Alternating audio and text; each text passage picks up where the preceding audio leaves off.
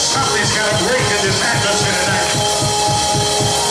Some of you want some stuff to break in your life. Come on, open your mouth and just release a sound in this atmosphere on tonight. Come on tonight.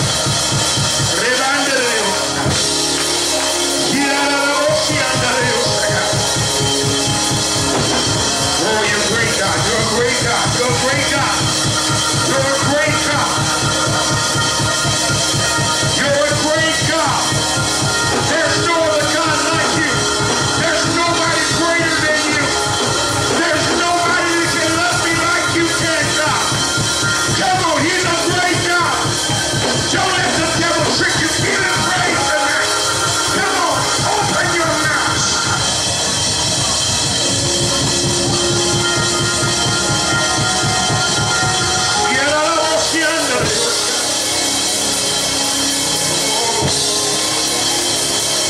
Oh, yeah. He's a great God. He is a great God.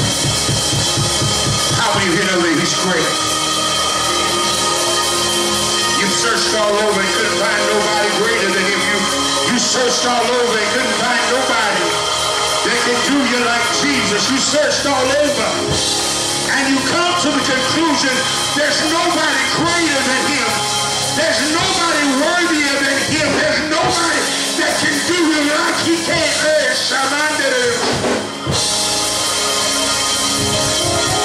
Oh, bless the Lord.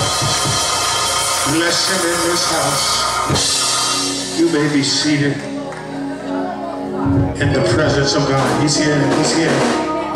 The King of Glory is in this room. We want to thank the praise team tonight for setting the atmosphere, sending us into heavenly places tonight. Real briefly, I don't want to be here long, but I want to be timely, but I want to be direct to the point on teaching tonight. It's going to take me a couple of weeks to really finish this, because I don't want to rush it. Sometimes we rush teachings that we need to stick to for a moment, because sometimes the enemy tries to get us to move too fast so that we don't hear everything that God wants us to hear, and we don't get it like we need it. And what happens is he's still deceiving us and tricking us to make us believe, in essence, that we're okay. That we came to Bible study, we came to church, we got what we needed. But did we really get what we needed? Did we really get everything that God intended for us to get? Because sometimes, Evangelist T, we don't want to sit long enough to hear what the Spirit is saying to the church. He's not talking to the chairs, he's not talking to the building, but he's talking to his church. He's talking to the church. And when the church understands what he's saying and stop allowing spirits to seduce them and to deceive them and to trick them out of position and out of the place and the will of God, then we'll be able to stand in the evil days. We'll be able to stand against every dart, every fiery trial, everything that tries to come our way. We'll be able to go up against it and be successful in defeating it. Oh, y'all not talking to me tonight. So tonight I want to talk about beware of seducing spirits. You might want to take your pens and pads because I'm going to teach tonight. I may get happy, so if I get up riled up, y'all just say, slow down. Spirits. We've seen signs that say beware. Beware of dogs. Beware of dangerous and hazardous chemicals. Beware. But how many of us ever have taken heed to beware of seducing spirits? When we think about seducing spirits, we think about being seduced by someone or something. Most of the times, male or female has been seduced by their counterparts. We've been seduced by them to doing things that we said we weren't going to do, and we still yet fell into a trap of being seduced. And so now tonight I want to look at, real briefly, real quickly, I want to look at 1 Timothy 4, and 1.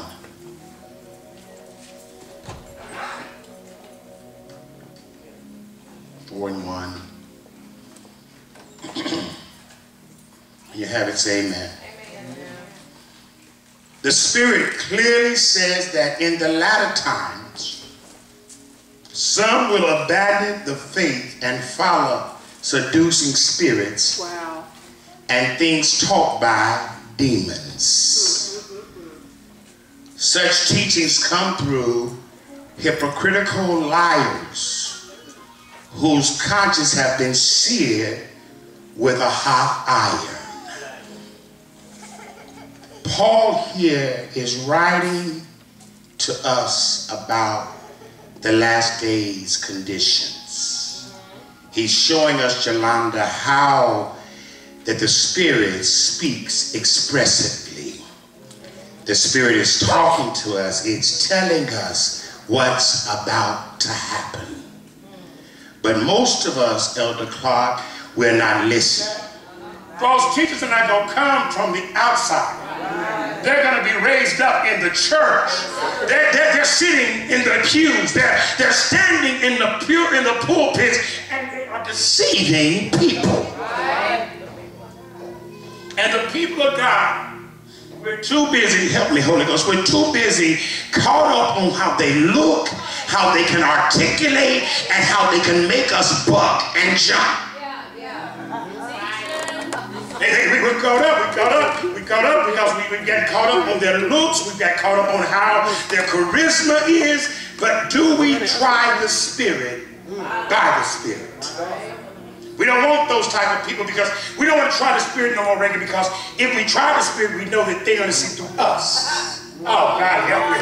See, I remember old church, Pastor Durham, mothers could see through you. You could fake like you had some Holy Ghost down in you. You could fake like you were saved, sanctified. And the old mothers of old day church would say, baby, get back on the altar. You got to go lay there before God. You ain't ready yet, baby. Go sit down till you get it right. But nowadays, we promoting people. We calling people out the pews, calling everybody elder, calling everybody pastor, minister. Baby, we better be careful, because the Bible tells us don't put novice up too soon, because they're not ready to be above for God. I told you a couple of weeks ago, some of us need to be the mentees and the mentor.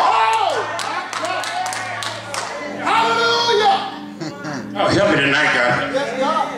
I said I was going to teach you tonight. And so now, we're in an hour where the seducing spirits are reigning and they're ruling. Because the church has took a nap. The church has went to sleep. And we have not awoken and realized what has taken us and seduced us. We are so caught up in numbers, and we're so caught up in how the building looks and how people come in and how they're dressed. But and we're concerned with the outside, that we've been seduced to not realize that they're hurting on the inside. And they're hurting so bad that they've learned how to masquerade it, because the devil tells them, those seducing spirits say, don't let anybody know really what's going on, because if they know what's going on, they're going to talk about you. They're going to preach about you. They're going to say all kind of things against you. Like, what the truth is, what the devil should have been saying, you better listen to that, because that's what's going to help you get out of the bondage that you're in.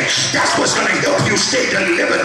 That's what's going to help you be able to walk like God wants you to walk and live like He wants you to live. But the devil say it's okay to do what you do.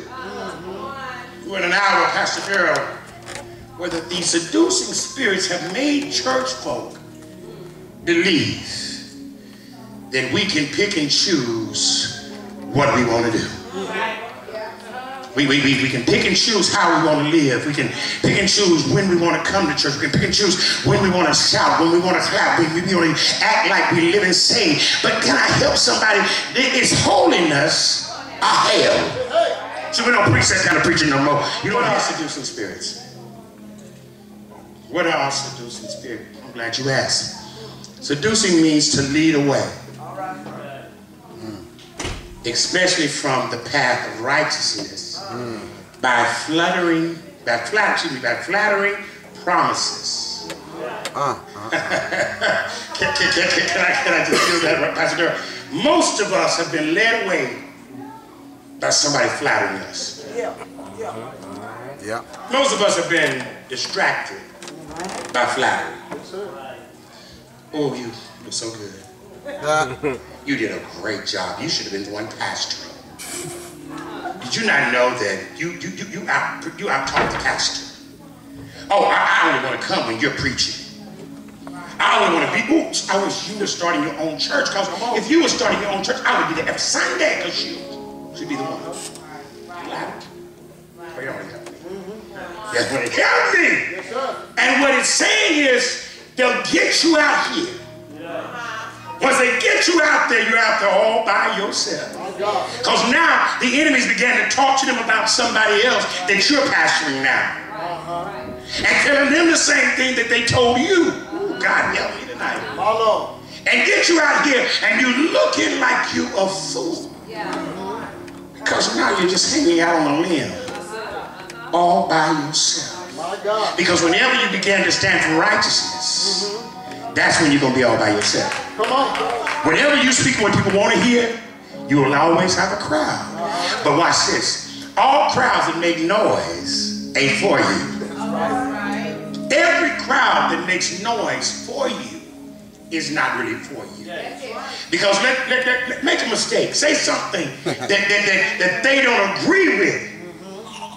And see how fast they start turning against you. I'm talking about seducing spirits. I'm not talking about nobody. I'm just talking about what I'm talking about. Because now we're in an hour where that we have to really understand. We have to understand what a seducing spirit does, because we really don't know what it is. It leads astray into evil or foolishness, and puts us on a destructive course. Puts us on a destructive course to the point that we're really not understanding why we're doing some of the foolishness we're doing. We really don't understand why we're going through the motions of what we're going through until we fall. And then when we fall, the seducing spirit sits back and laughs at you. Doesn't encourage you back on the path of righteousness, but it keeps you in a place called stuck. This world is contained with such evil influences. Every time you open your door, there's an influencing spirit that's trying to grab you. Let me back up. We don't even have to go outside our doors, because some of us don't even have a house covered, and those spirits are in there. How many of you have ever had a spirit in your house and it began to tell you to do some stuff that you was like, I know this ain't God. And you get an eerie feeling. You get this, and you like, hey, this shouldn't be here. This shouldn't. Something ain't right. Something here ain't right. Okay, I'm not feeling right. And then all of a sudden you sit down and you don't pray. You don't say nothing. You don't try to dispel this thing out of your house. And then after a while, the next thing you know, you're saying stuff that you would normally say. You're having thoughts that you would normally have. Come on, somebody. You're dreaming dreams that you ain't never dreamed before. You're having thoughts about committing suicide. You're having thoughts about hurting someone else. These are seducing spirits. And not only do we allow him to seduce us in our mind, but we allow him to seduce us in our relationships. We allow him to seduce us in our relationship, because we're fighting with our spouses, we're fighting with our siblings, we're fighting with folk that we were once close with. And the enemy is telling you that they're no good for you, because they're telling you the truth. We don't want to be close to people that tell us the truth. We don't want to be close to people that are speaking life on us. Because when they tell us the truth hurts, but it helps. It hurts for a moment, but it helps. Oh, God. Yes. Because what happens is we want to hear so much flattery. We want to hear that we're so great, we're so this, we're so that, and it's so wonderful, and life is a bowl of cherries. But what? We've been seduced. We've been seduced to a point that we are allowing the enemy to trick us and to talk to us and to tell us all kind of stuff. to the point that we are not doing lifted hands. Tonight, God, we come to tell you thank you for opening up our ears and our hearts and our spirit, man, to hear what the Spirit is saying to the church. Tonight, God, we come repenting of being conned and deceived and influenced by evil spirits, God. Tonight, God, we come repenting and asking, God, that we could get back in right relationship with you. We're not going to allow nothing to come in between our relationship with you. We're not going to let anything come in between our prayer time and our time of fasting, our time of praying, God. We're going to set aside time to get in your presence. We're going to turn our cell phones off. We're going to turn our iPads off. We're going to turn out everything, every distraction that's trying to keep us from you tonight, God. We're getting ready to get to a full-fledged place with you, God. We know that we're getting ready to embark on 2013, God. We want to be different this year, this upcoming year, God. We want to be more mature. We want to be more steadfast, unmovable, but always abounding in the works of the Lord, so that our laboring won't be in vain, God. We don't want to die and go to hell and die and go to judgment, and then you say, depart from me, you worker of iniquity, for I know you're not. Tonight, God, we repent tonight, God. We repent, God, for everything, every sin, knowing and unknowing, God. We repent, God, asking you to forgive us with a sorrowful heart, with a repentful heart tonight, God. God, we want to be put back on the right track, God. I'm falling off from me. I'm falling off, God. But you said in your word, a just man falleth 7 times, God, but he gets back up. Tonight, God, I'm getting back up. I'm getting back up. I'm getting back in place. I'm getting back in position, God. God, I'm ready to run this race. I know the race is not given to the swift, but to the one that can endure it to the end. God, I know, God. I thank you on tonight, God. I thank you for a release and a breakthrough tonight, God. I thank you tonight, God.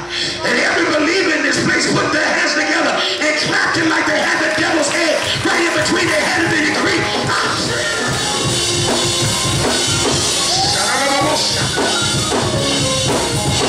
Get ready to go. Power. Power, Lord. We got power, Lord. We got power, Lord. Dunamis power. Power to move mountains. Power to tread on serpents. We got power. Power. Power. Power. Power. Power. Power.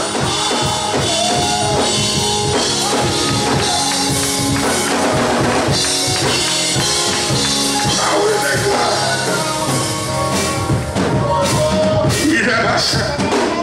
If you feel a freedom in this place, I dare you to begin to give God praise in this place. If you feel a spirit of freedom in this house, I dare you to loose it and loose a spirit of worship and praise in this place tonight. Come on, come on. Let the devil know it's broken tonight. Let the devil know it's broken on tonight. I got victory over every trick you've done.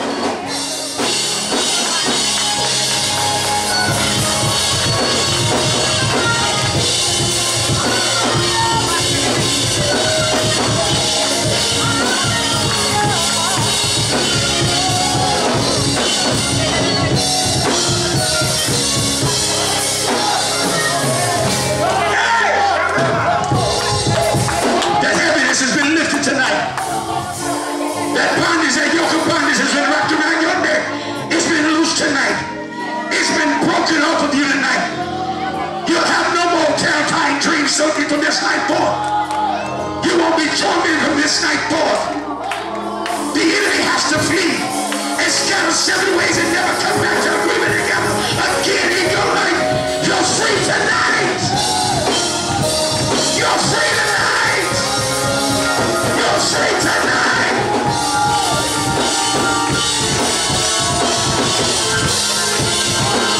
We are telling the devil, loose my mind, loose my mind, loose my heart, loose me, let me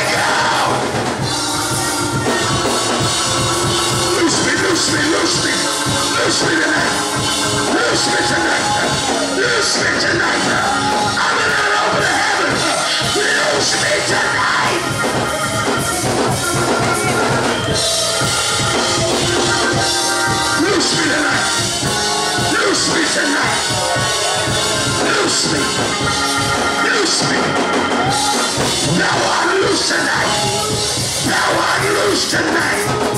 You're free tonight. You're free from the chains of bondage. You're free. You're free. I dare you to decree and declare, I'm free in Jesus' name. You ought to let the devil know I'm free tonight. You better let him know I'm free tonight. You messing with the wrong one, brother. You and your hips are messing with the wrong one. I'm blood bought. I'm Holy Ghost taught. I'm free in Jesus. I'm free in Jesus.